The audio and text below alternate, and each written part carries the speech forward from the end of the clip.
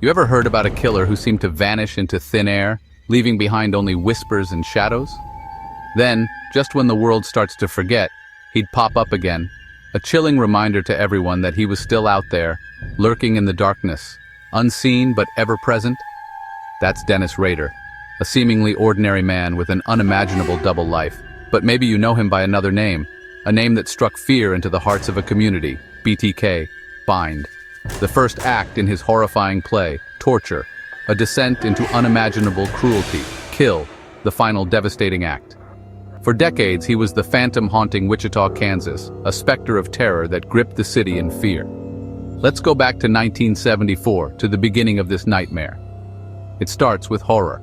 Rader breaks into the Otero family home, shattering their peace and security forever. He strangles, a brutal act of violence, suffocates, extinguishing life with chilling precision, and leaves 4 bodies behind, a scene of unimaginable carnage. The city is shaken to its core, gripped by fear and disbelief, but the killer? He's just getting started, his thirst for notoriety barely quenched. He sends a chilling letter to the police, bragging about his heinous acts, reveling in the fear he's created, spelling out his new brand, a moniker of terror, BTK. He wants the world to know who's in charge, to understand the power he wields. This was a guy who craved attention, a narcissist who needed to be seen, to be recognized for his twisted accomplishments. Over the years, he murders again, adding more names to his list of victims. Shirley Vian, another life tragically cut short. Nancy Fox, her future stolen in a moment of terror. And more, each case a chilling reminder of his depravity. Each time he taunts detectives, playing a twisted game of cat and mouse. Letters filled with cryptic messages and boasts. Puzzles designed to frustrate and mock law enforcement. Even poems, twisted verses celebrating his dark deeds. It's not enough to kill. The act itself isn't sufficient for his ego. He needs everyone to know he's smarter, more cunning than anyone else. Always 2 steps ahead, a ghost in the machine. The case goes cold, the leads dry up, and hope begins to fade. But Rader keeps tabs on his legend, ensuring his name isn't forgotten. Wichita lives in fear, a constant undercurrent of anxiety permeating daily life. If you're enjoying this documentary, don't forget to like the video and subscribe for more true crime stories. Locking doors, double-checking windows, a community on edge. Whispering about BTK, the boogeyman lurking in the shadows. Meanwhile, Rader blends in seamlessly, a master of deception. He's a family man, a husband and father, projecting an image of normalcy. A dog catcher, a public servant entrusted with the safety of animals. Even president of his church council, a pillar of the community. No one suspects a thing, the perfect disguise for a monster.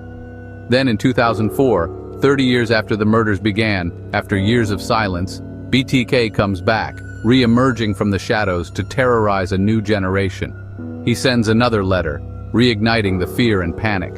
He can't help himself. The need for attention, the compulsion to control, is too strong to resist. Technology's caught up, forensic science has advanced, but Rader? He thinks he's untouchable, that he's too clever to be caught. He asks the cops if floppy disks can be traced, a seemingly innocent question that reveals his arrogance and ignorance. They say no, playing along with his game, setting the trap. He believes them, falling victim to his own hubris. That disk leads straight to him, a digital breadcrumb trail leading directly to the killer's door. The name Dennis Rader, church president, pops up on the screen, a shocking revelation. DNA from his daughter seals the deal, providing irrefutable proof of his guilt. After all these years, after decades of terror, they finally got him. The BTK Killer is brought to justice. When the cops come knocking, he confesses without resistance, his facade of normalcy crumbling. Calm, almost proud, as if he's finally receiving the recognition he craved. Like he's narrating someone else's story, detached from the horror he inflicted. 10 known victims, 10 lives brutally taken, decades of fear, a community scarred by his actions. The world wants to know. Why? What drove him to commit such unspeakable acts? But some things are too dark, too twisted to ever truly make sense. Some evils defy explanation. So next time you hear about a normal guy in the neighborhood, the friendly face you see every day, remember BTK? Remember that evil can hide behind the most ordinary facade. The monster you never see coming, the one lurking just beneath the surface. Thanks for watching. I hope this video gave you some insight into this case. If true crime keeps you up at night, if you're fascinated by the dark side of humanity, you're definitely in the right place. hit subscribe, turn on notifications, and I'll see you on the next one with another chilling tale. Bye.